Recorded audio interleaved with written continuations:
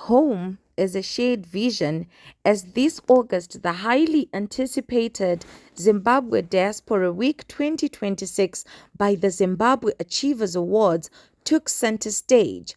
Moving far beyond the traditional landscape of financial remittances, this year's event marked a monumental shift that united global visionaries, local industry titans, and forward thinking policymakers under one single powerful mission to unlock alternative, high impact pathways for national prosperity. For dozens of businesses, organizations, and brands, the Zimbabwe Diaspora Assembly Forum and Expo was an active launchpad straight into a broader and diverse market. From cutting edge fintech startups to climate smart agricultural enterprises, exhibitors stepped onto a truly global platform, recognizing that visionary businesses need robust legal and economic guardrails to thrive across borders. The Policy Hub anchored the forum's most critical dialogues by bridging the gap between governance and grassroots innovation. This partnership ensured that the relationships built this week are backed by solid policy strategies designed to protect and accelerate national prosperity, leaving no man behind. Connections have successfully solidified into permanent cross border partnerships, together with the strategic vision of our local businesses, the global reach of our diaspora, and the guiding framework of the Policy Hub. We are not only just witnessing the future of landmark projects, we are actively building it. This was this year's Diaspora Assembly Forum and Expo. Our theme this year, Youth Investment and Innovation. This year's ZAA Diaspora theme is connecting global Zimbabweans for investment, innovation, and youth empowerment. From the diaspora, we celebrate our success stories. Those of our doctors, nurses, engineers, teachers, lawyers, entrepreneurs, and those who are in innovation, who are flying the Zimbabwean flag high across the UK, the USA, Canada, Australia, South Africa, and beyond. They are indeed set Vision 2030 in motion. But as ZAA, we also believe in leaving no one behind and no place behind. We also acknowledge and also know that there are Zimbabweans in the diaspora who are also struggling. Some have overstayed. We have incidences of COSs that have been revoked. They also have skills and patriotism that they can contribute to Vision 2030.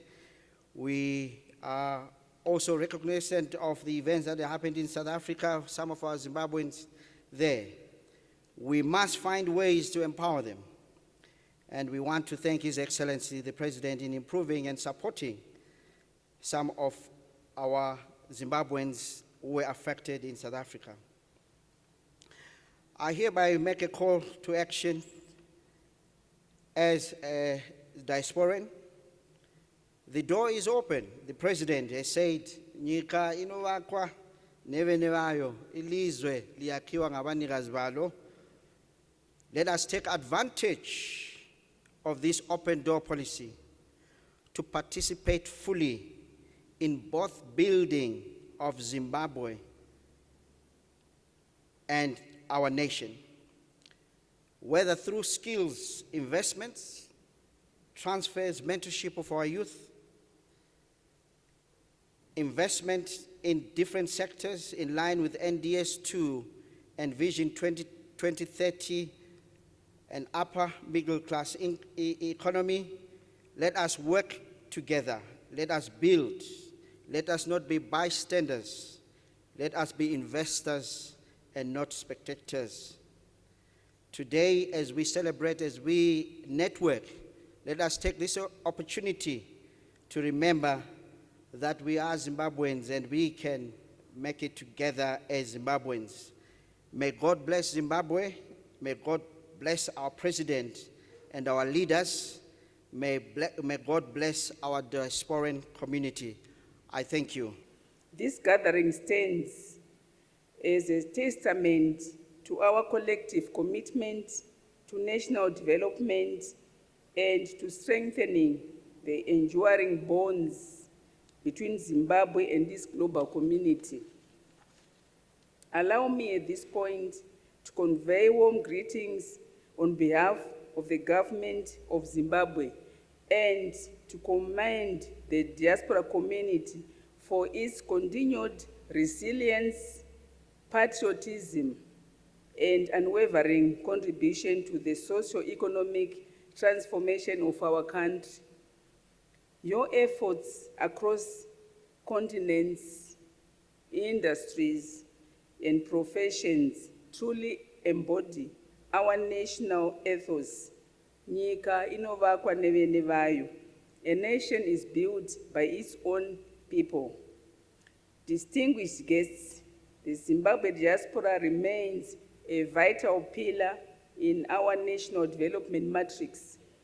Through remittances, skills transfer, investment, innovation, and advocacy, you have consistently demonstrated that distance does not diminish commitment. Diaspora remittances, which reached US $2.45 billion in 2025 and are projected to grow further in 2026, have become a critical source of foreign currency. These inflows continue to play a vital role in supporting household livelihoods, enhancing access to education and healthy care, and driving enterprise development across the country.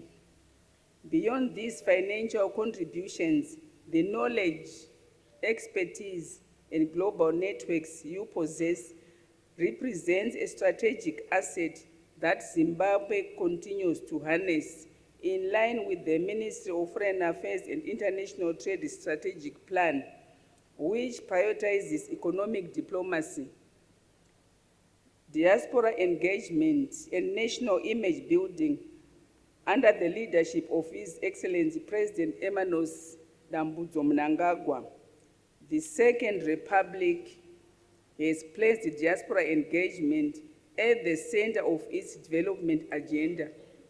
The call that Zimbabwe is open for business extends not only to external investors, but equally to Zimbabweans abroad, inviting you to actively participate in rebuilding and modernizing our economy, guided by the inclusive development mantra of leaving no one and no place behind. Ladies and gentlemen, we are already witnessing the transformative impact of diaspora contributions across key sectors of the economy. Diaspora investors are unlocking opportunities in agriculture, mining, tourism, renewable energy, and the digital economy, with notable initiatives in horticulture exports, solar energy development, and financial technology solutions that are advancing financial inclusion. At the same time, Zimbabwe professionals abroad, doctors, engineers, academics, and entrepreneurs are making meaningful contributions through skills transfer and innovation, through virtual platforms, collaborative research, medical outreach programs, and university partnerships. The diaspora is strengthening national capacity and supporting sustainable development. Equally important is the role of diaspora networks in promoting trade and fostering inclusive community development.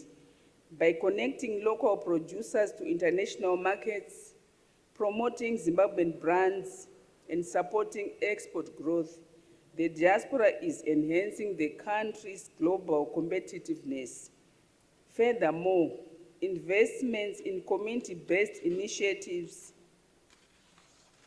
such as schools, healthy facilities, and water infrastructure, particularly in underserved areas, continue to improve livelihoods and advance inclusive development. Distinguished guests, looking ahead, even greater opportunities lie before us. Zimbabwe's hosting of the Intra-Africa Trade Fair Company headquarters and the Intra-Africa Trade Fair 2029 presents a unique platform for diaspora entrepreneurs and professionals to showcase Zimbabwe's products, forge strategic partnerships, and attract investments into priority sectors. In parallel, Zimbabwe's growing role within regional economic communities, including its anticipated leadership within COMESA, underscores our increasing prominence in regional economic affairs. This evolving landscape presents both an opportunity and a responsibility for the diaspora to leverage your global exposure, technical expertise, and networks to facilitate cross-border trade, attract investment, and promote Zimbabwe's goods and services within the region and beyond. Importantly, this integration also offers direct benefits to diaspora stakeholders, including access to expanded markets and opportunities to scale enterprises across borders. And ladies and gentlemen, we have already witnessed inspiring examples of Zimbabweans in the diaspora rising to this call. Across the globe, our compatriots have established successful enterprises, invested in infrastructure and real estate, supported community development, and contributed to skills development through mentorship and knowledge exchange. Initiatives such as the Cholocho Road Rehabilitation Project demonstrate the power of collaboration between government, local stakeholders, development partners, and diaspora communities in driving tangible development outcomes. These examples affirm that national development is indeed a shared responsibility that transcends borders. As you officially open Zimbabwe Diaspora Week, let this platform serve not only as a moment of reflection, but as a call to action. Let us strengthen partnerships, identify concrete investment opportunities, and build lasting networks that deliver measurable results. Let us move beyond dialogue to implementation, guided by our shared vision of a prosperous, inclusive, and resilient Zimbabwe. Ladies and gentlemen, in closing, allow me to reaffirm that the future of our nation lies in our own collective hands. Together, at home and abroad, we have the capacity to shape a Zimbabwe that is dynamic, competitive, and globally connected. Indeed, nyika inovakwa nevene vayo, and as we move forward, let us remember the future of a nation. The future of a nation is not built by chance, but by the deliberate efforts of its people, wherever they may be. I thank you. Tinotenda, siyabonga. You cried, and we heard your cries. Around the things that you said, go and change on mortgages. We came back, we drafted new terms and conditions for the diaspora segment that best meet and suits your conditions and needs. You can clap hands for me on that one. Yes, colleagues, you can see me after this session, or you can see the colleagues that are seated at the far end, left end. of this room for discussions around lending, discussions around transactions. We have also launched what we call Omari under our OMDS cluster, which is our fintech business. And we are saying the ease of sending money and the ease of doing business with our Omari Visa card. Same applies, colleagues. Under our investment pillar, we have done quite a lot. And we're still doing quite a lot. We've got our Prospect 1 housing scheme that is in Waterforce. It's now on the market. And colleagues, like what Mr. Chabeka has said, we don't sell anything that does not have a title deed. And we do have legal counsels in-house to make sure that all the boxes are ticked for you to get what you want. So come, let's have conversations around our Prospect 1 housing development, which is located 5 kilometers from Harare CBD, just 1 kilometer from Seke Road. We have also partnered with quite a number of colleagues in making sure that we get into the hospitality. We have Palm River Hotel in Victoria Falls, a partnership that we have done. Coming soon is a 4-star safari hotel that we are also partnering in the Victoria Falls. We are partnering under our D-REIT, and it's going to be coming with 132 upscale rooms. Ladies and gentlemen, it's time for you to invest in these high-yield investments. Those who have noted of late the Grange lifestyle, it's now 45% complete. And I want to assure you that it's coming up with a shopping center, office park, a hotel, high-rise housing, middle-density semi-detached units, low-density freestanding homes, green open spaces, utility zones, eco-friendly systems such as gravity-fed sewage, biodigesters, and localized water treatment. Retail and housing segment are at conceptual stage. So colleagues, come, let's have a discussion around our Grange Lifestyle Center. Just looking at some of the success stories that we have done as Old Bucho to support the initiatives that we are doing as a nation. We have supported education through partnership with IDBZ, Motor Industry Pension Funds, and various pension funds to come up with the Zim Campus Bulawayo. This Zim Campus has got a capacity of 1,032 students. So we're housing 1,032 students in Bulawayo through the partnership. Ladies and gentlemen, not just looking at the old, but we're also looking at those that are starting up. As Old Mutual, we have launched the 8-to-5 Innovation Hub, where we are saying, come with the idea. Let's nurture that idea. Let's ensure that that idea sees the light of day. If there's need for us to capacitate in terms of funding, in terms of knowledge, sharing of skills, come through to our 8-to-5 Innovation Hub. Send through, be it your loved ones, your relatives, even you colleagues from the US, from the UK, from South Africa, from Australia, from Canada, all over the world. Just come with your ideas, then we see how best we can incubate those ideas to become great, great businesses.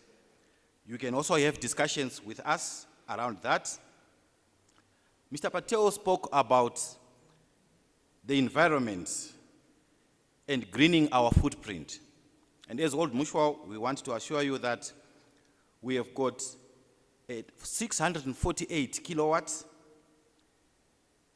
which is called the Mutual Gardens Solar Park, which is feeding into the grid. We have the Central Grid Solar Plant in Nyabira, which is a 25 megawatts. And this has happened because of the partnerships that we have. So for the Central Grid solar plant in Nyabira, we partnered with Central Grid Holdings, NASA, various pension funds to come up with the 25 megawatt solar plant. The Great Zimbabwe Hydro Power Plant, this has been through the partnership that we have done as Old Mutual with Frontier Energy, VS Hydro, and MOL Power. The Solgas Wange Solar Plant, which is a 5 megawatt, Old Mutual and Solgas partnered to bring that to fruition. The Kupinga Hydro Chipinge Eastern Highlands, which is a 1.6 megawatt, we partnered with Shamadal Investments, Carter Crusher Investments, Sinlatco Investments, to make sure that we come up with the Kupinga Hydro Chipinge Eastern Highlands solar plant. Why am I saying all this, ladies and gentlemen? I'm just saying this to show you that there is value in partnership. You've got your $5, you've got your $10, so-and-so has got his or her $100, we come together, we support our NDS 1, we support our NDS 2. In closing, ladies and gentlemen, I just want to reaffirm our commitment as Old Mutual, Zimbabwe. Partnerships remain at the heart of driving inclusive and sustainable investment growth for Zimbabwe. We are, as Old Mutual, committed to co-creating solutions that unlock long-term value for Zimbabwe and its stakeholders. My call to action: let's explore joint ventures, ladies and gentlemen, and blend financial opportunities in priority sectors such as renewable energy, agriculture, infrastructure. Further, for corporate philanthropic initiatives, including supporting innovation and entrepreneurship. Let's collaborate. And I want to say, let's collaborate.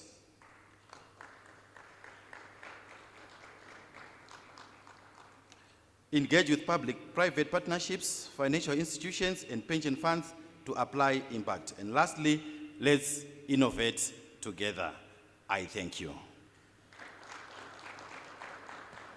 I'm the head of the Migration Governance and Regular Pathways Unit in the IOM mission in Zimbabwe, and I'm here to deliver remarks on behalf of our Chief of Mission, or Head of Agency in Zimbabwe, Ms. Diana Cartier, who sends her apologies as she could not attend due to pressing matters. But we are very pleased to once again participate in this initiative as we seeded the Zimbabwe Achievers franchise in Zimbabwe in 2025, and we're happy to see that the franchise has continued and is growing and becoming much, much stronger in Zimbabwe, that is. So we really appreciate the opportunity to present or to provide remarks on this occasion. So let me start by thanking the Zimbabwe Achievers Awards for convening us and for a theme that names the things that matter: investment, innovation, and youth empowerment. I want to take that last phrase seriously because this session, or the sessions that will follow on giving back with purpose, is where it either becomes real or remains a slogan. I also want to acknowledge the government's leadership before I get into the meat of my speech. We meet in the first year of the implementation of the National Development Strategy 2, and it is worth noticing how the strategy was launched. 2 national assets were named in the same breath: the ingenuity of Zimbabwe's youth and the invaluable role of its citizens abroad. That pairing is no decoration. It describes quite precisely the work of this room. At IOM, we begin from a simple proposition. Migration, well governed, is among the most dependable engines of development a country has. It moves skills to where they are needed. It carries ideas across borders. It sustains households, schools, and clinics. Zimbabwe knows this. But when we reduce the diaspora to what it remits, we shrink it. The Zimbabweans abroad are not a wallet. She is a nurse who has trained specialists. He is an engineer who could sit on a board here. They are a network, a reputation, a door that opens to somebody young. The diaspora is not an ATM. It is an asset base of skill, of network, of trust. And the most valuable thing that asset base can be pointed at is a generation. Consider what we are working against at home and beyond it. Globally, 1 in 5 young people is not in education, employment, or training. 2 in 3 of those are young women. NDS2 answers this directly. Job creation, youth development, entrepreneurship are among its 10 national priorities, alongside human capital, science, and innovation. And there's a second headwind, further from home. The global climate for migrants is hardening. In a number of countries where Zimbabweans live and work, public sentiment has cooled. Legal pathways have narrowed, and development budgets have been cut at precisely the moment where they are needed most. Looking toward 2030 in the direction of travel is not difficult to read. Mobility itself will not slow. Aging societies will go on needing nurses, engineers, carers, teachers, amongst others. But the terms with which people move are becoming more conditional, less forgiving for anyone who travels without protection. That matters here in 2 ways. It makes what the diaspora sends home less certain, and no country is wise to plan as though today's flows are guaranteed. And it changes what diaspora is worth. In a colder climate, a diaspora that is skilled, regular, organized is worth more to its country, not less. As professionals, and as evidence in the very rooms where the argument about migrants is currently being lost. It would be easy to conclude from this that cooperation on migration has run out of road. It is not, fortunately.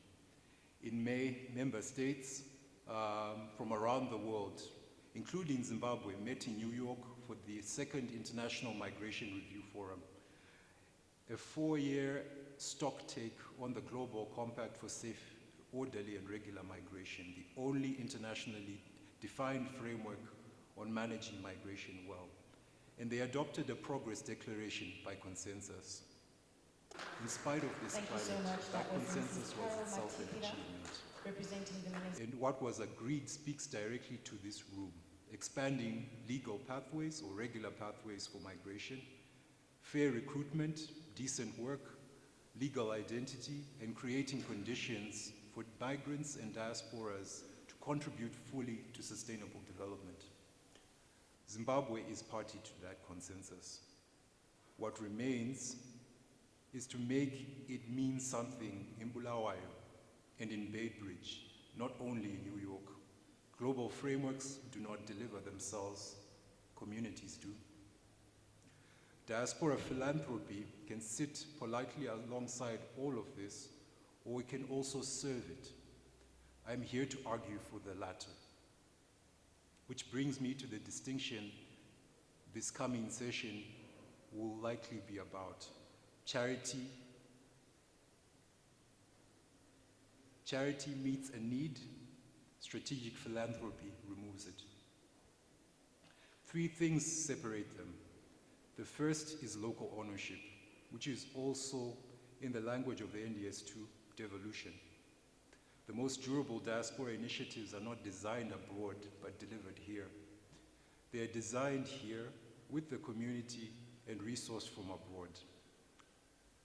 A borehole drilled for a village is a gift. A borehole chosen, maintained, and governed by that village is an institution.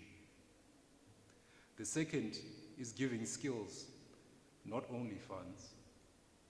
Some of the most transformative contributions carry no money at all.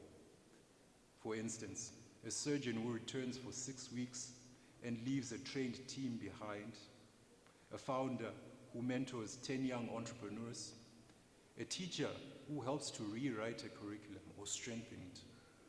Our experiences with diaspora expert placements points to the same way every time. Knowledge that is properly transferred stays. Money that arrives without it often does not. A bursary educates one young person, a mentor multiplies. The third is evidence. What we cannot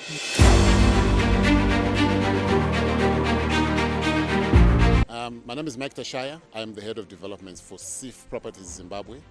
We are a real estate company offering services from sales, property management, property development, land development, valuations, and any other services that you think you might need for property in Zimbabwe.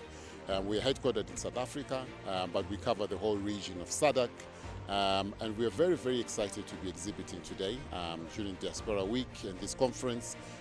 We have a huge footprint within the diaspora market. I'm an ex-diaspora myself, and we've helped so many people access investment into Zimbabwe, facilitate them, adding to their portfolios or actually first-time buyers. And today we are hoping we can speak to a lot of people, diasporans who have come to Zimbabwe for this event and these holidays here in August. And we're hoping that you can come to us and we can have a conversation around how we can help you invest in Zimbabwe, how we can help you just understand how the real estate space in Zimbabwe works. The country is under construction, as you can see. We are believing that we can get more affordable products as we continue to outreach through our property showcase that we do in the diaspora every summer when we come there. And we're hoping that you can just fully understand why it's so important to work with us and help you prosper through property. Thank you. SUISM is the national carrier, the flag carrier, the national airline for the Republic of Zimbabwe, and we're happy to be exhibiting here during the Diaspora Week. So Zimbabwe is supporting the diaspora by giving direct flights from Harare to London.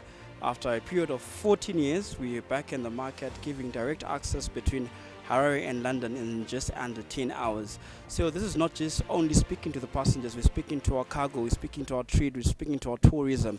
So basically we have the whole economy that needs to travel with us between Harare to London in convenience. And in addition to that, we've got regional and other local flights that are also connecting Zimbabwe to the rest of the world. So I think us being here is just speaking to the convenience that ISM is bringing to connecting Zimbabwe and the rest of the world. Mukuru is a financial services provider whereby you can send your money either locally or internationally. It's important to exhibit at today's event because we want to find clientele who can actually send money and maybe as well to collaborate with other service providers in the diaspora. The benefits for using our Mukuru platform is that we have very limited charges when you are sending to the diaspora, especially if you are going to be using the Mukuru wallet. The charges are actually lower. And the benefits for these is you can send money for educational purposes, also to support the families in the diaspora. For the potential clients out there, is you come through to Mukuru, sign up and register. We have got great opportunities for you, such that you can send your money. We are a trusted service provider, whereby we have your clean notes, and money is instant. When you send your money, it's instant and it's received instantly. Well, so Tulia is an organization that is based both in the UK and in Zimbabwe. We are international lawyers and we major in immigration law, but with the Zimbabwean branch, we are also looking into helping to bridge the gap between the diaspora and home for people who are looking to invest in properties, for people who are looking for their deceased estates to be distributed, as well as for people who are looking to have their legal issues handled, like divorce and sole custody matters, etc. So we do all of those things, and we are bringing the diaspora back home by standing in between so that they can access the services without having to travel back. Well, our target market is the diaspora, but we also are representing home. So we want them to know that regardless of the distance and them being all over the world, they can be able to get support investing back here. Well, first of all, I just want to talk about the property side.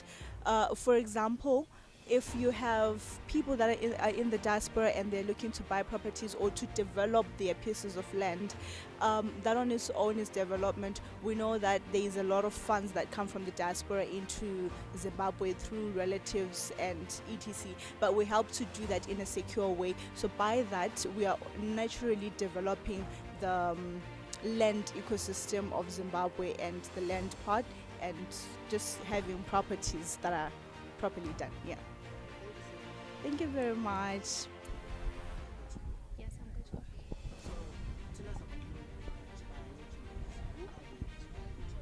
Okay, so RH Law Chambers is a commercial law firm which is situated in 7 Avon Rise, Mount Pleasant. RH commercial law attorneys are all about corporate law. We mainly focus about in corporate law. That's what we mainly focus in. So, why do you think it's important for an organization like Okay, so the importance of this exhibition to us is for client reach and client outreach.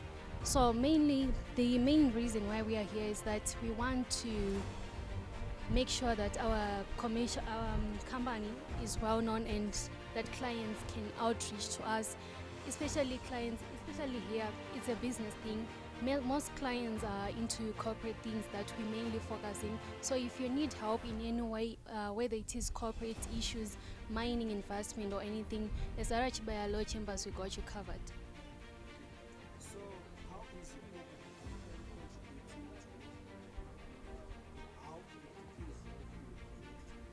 Okay, so as RH Law Chambers, we mainly prioritize giving back to the community.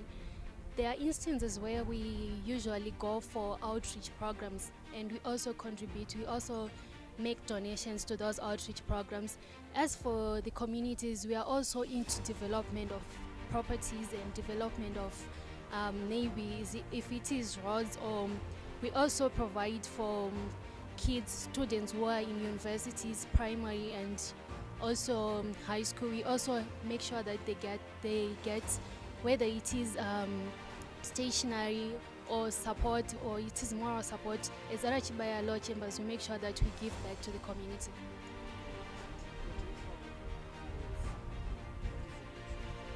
Okay, so our message to the potential clients out there is that come and register with RH Law Chambers, such that currently there is an ongoing the property registration which is now digitalized.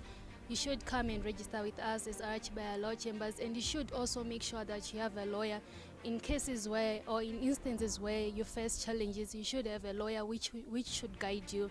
Do not just take it upon yourself or have weight on you. Make sure that you have a lawyer who is going to guide you and give you good governance. So Aura Paints is a paint manufacturing company based in Zimbabwe. So it is owned by Indian people. Let me rather say it's an Indian Zimbabwean-owned paint manufacturing company. So today we decided to come and exhibit at the Zimbabwe Diaspora Week Expo because what we are trying to do is to show people that you can preserve the aura of your home using our paints, because there is nothing as comfortable as staying at a freshly painted home, and that of course with our paint. So we are not only targeting homes in Zimbabwe, but we're targeting homes all over the world so that they can get acquainted with us as we go over the whole economic development and land development structures. So let me rather say we are an award-winning paint manufacturing company. We won an award just a few weeks back at the Zimbabwe National Disability Expo because we proudly donated and commissioned the Jairus Jiri orphanage that is in Masvingo. It was freshly painted by our paint that we donated because we believe in corporate social responsibility for everyone. No, ma'am. So, who is Corporate 24? What? So Corporate 24 Private Limited is one of the leading healthcare brands here in Zimbabwe. It has two major subsidiaries, Corporate 24 Healthcare and Corporate 24 Medical Aid. Corporate 24 Healthcare offers the following services: consultation GP, admissions, pharmacy, emergency rooms, maternity, you name it. Then Corporate 24 Medical Aid is the funder. Corporate 24 Medical Aid covers you with the following: consultation, maternity, theatre, optical, the list is endless. All right, so we offer affordable medical aid cover. We also offer easy registration processes for them. Maybe they want to sign up for their families there. And then also we are here to just let them know that if they come back home, they are able to access services, emergency services at Corporate 24, riding on their family's accounts. Exide Express is a company that sells batteries, automotive batteries, solar batteries, and they come with a 1-year warranty. And we also at Exide Express, we have got a Dow and Exide, whereby you can buy your Exide battery at the comfort of your home or at your office. So having said that, I'll quickly move on to my colleagues so that they introduce themselves and the institutions they are from. Good afternoon, ladies and gentlemen. I'm Melody Katande, Director responsible for strategic planning, monitoring, and evaluation in the Ministry of Skills, Audit, and Development. I'm standing in for Ambassador Rulochi Tiga, who's the Permanent Secretary. Thank you. Good afternoon, ladies and gentlemen. I'm Jeffias Makiwa. I'm serving as the Principal Economist at the Zimbabwe National Chamber of Commerce, a business membership organization that represents the interest of the business community in Zimbabwe, I think. That's very interesting. Chief Economist, I will start with you. So, as I was listening, we can clearly note that the Zim Achievers community is actually advancing a situation whereby the diaspora creates remittance floods, and a situation whereby the diaspora drives increased property appetites. And given that context, where does your community come in, particularly the Chamber of Commerce and all its entities, in facilitating this to have increased revenue, increased remittances? I thank you for that question. So as a business membership organization, as I mentioned, that we represent the interest of the business community in Zimbabwe. We see that most of the remittances that are coming through, as you've mentioned in record numbers, are being directed into the property market, particularly the housing sector, which is booming at the moment. So in that aspect, it's mostly on the household side, but our membership then comes in when it comes to the construction of those houses. We have membership that cuts across all the major sectors of the economy, including the construction sector. So as a Chamber of Commerce, we are therefore in that space in terms of promoting policies that enhance or attract investment in the construction sector, and also represent the interests of our members in the construction sector. Okay, thank you very much. So in terms of also the value chains, when you look at our economic value chain, now I'm asking you as an economist, not as an official at the ZNC. What would you say is the level of our economic growth as far as our various local economies are concerned, and how the diaspora can harness that to re-inject confidence in our investment culture, re-inject confidence in property development and the rest? Thank you for that question. So when it comes to economic growth, this year, 2026, we are expecting that our economy will grow by 5%, having grown by 8.3% in 2025. So we are seeing that the growth that we are achieving are in line with targets as envisioned under the National Development Strategy 2, and following the GDP rebasing that happened in 2025 after the economic census, the manufacturing sector became the leading contributor to GDP, replacing the wholesale and retail sector. So, and the Zimbabwe National Development Policy 2 that is coming up, you'd see that there are various sectors that are prioritized, like vehicle assembly, leather sector, textiles, all those sectors. We see emerging opportunities that will then benefit the diaspora community. And outside the manufacturing sector, we see that with the various developmental projects that are happening in terms of the road infrastructure, the rail infrastructure, and even at the household level, as you mentioned, in terms of the property sector, we are seeing shopping malls, housing projects across the country. So those are some of the areas where greater opportunities are alive for the diaspora community. And I think one of the last presenters mentioned issues to do with the establishing diaspora bonds.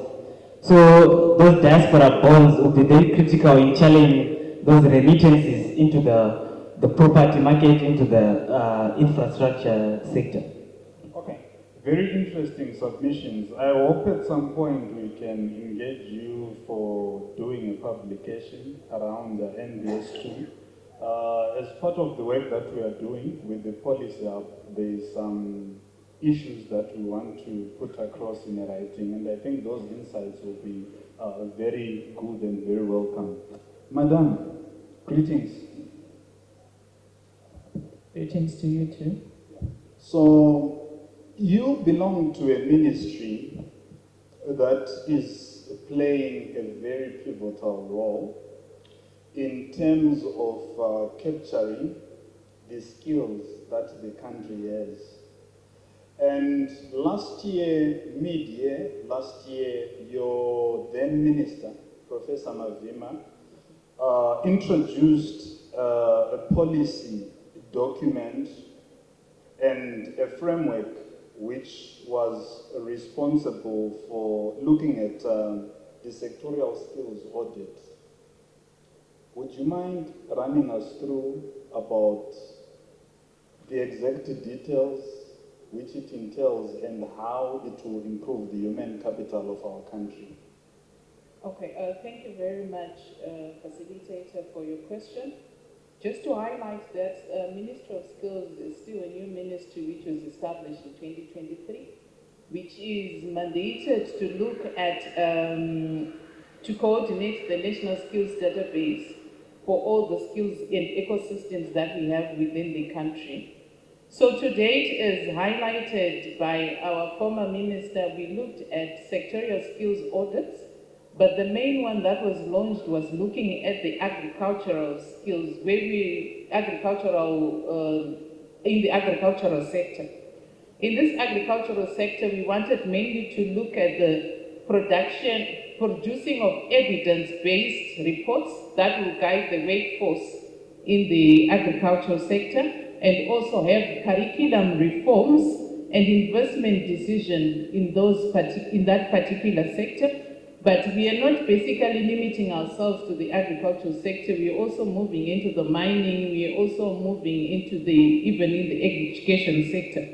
These reports to date have been produced for the agricultural sector, and this is going to feed into what we call the SACIS, which is the Skills Audit Knowledge Intelligence System, which will advise us to say, okay, we are in the timber. What value chains can we produce to ensure that we produce our own coffee tables from the timber that is being planted in the Eastern Highlands, then to the projection of a coffee table. So this is what the audits were particularly looking into, so that we don't become exporters, we don't export our raw materials. So basically this is what we have done, and we wanted to feed into it and also have a database of the skills that we are having within the country. Thank you. Okay, and there is, again, I want to quote your current minister. I had the privilege of directly serving under him, I think, for about 2 years.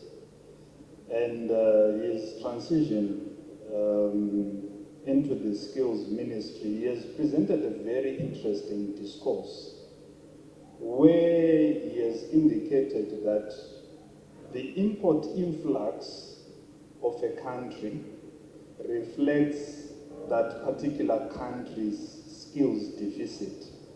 So when you look at the extent with which manufacturing is growing, the mining sector, the new innovations that are coming out of that space, the aspect of AI and digital financial inclusivity, and education 5.0, can you really indicate that we are going to see improvements as far as our skills resourcing, so that we become more of an export than we are an import-oriented economy?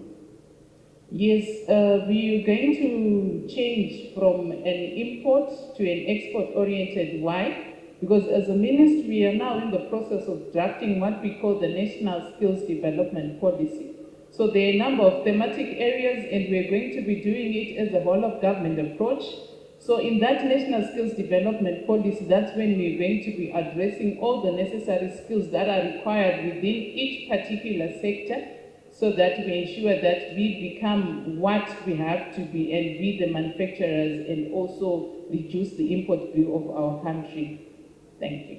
Okay, and as we close, in a minute, what is your invitation to the diaspora, or in 30 seconds, what is your invitation to the diaspora basing on the fundamental functions of your organization? What is your rallying call for the diaspora? Thank you very much.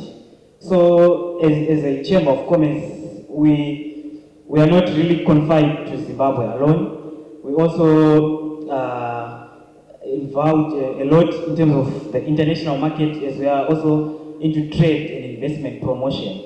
So, like this August, later this August, we're having a trade mission to Mauritius as we seek to promote bilateral economic ties between Zimbabwe and Mauritius. And we can do various other countries. And soon maybe we'll come to the jurisdictions where you reside. So I call that we come to partner with you, and also extend our hand that we assist each other in sharing the knowledge that you have. And also, as a Chamber of Commerce, we are there to facilitate business-to-business linkages. So if you are seeking joint ventures, if you are seeking partnerships, if you are seeking equity investment, you can approach us as LNCC, and we can be able to link you with our local members like Old Mutual, Econet, among other businesses.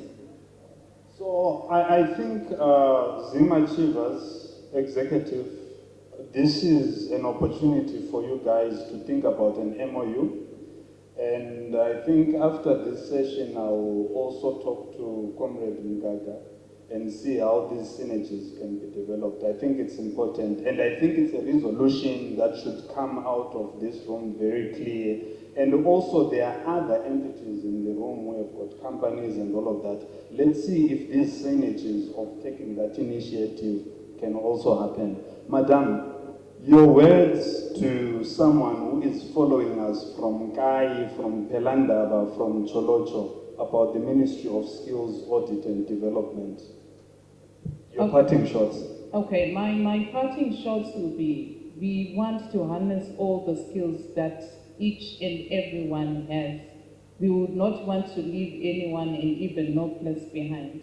We encourage, if there are communities which have skills in green skills, those that have skills in indigenous knowledge systems, looking at our climate is also changing. We want those skills to partner and also to ensure that we reduce drug and substance abuse.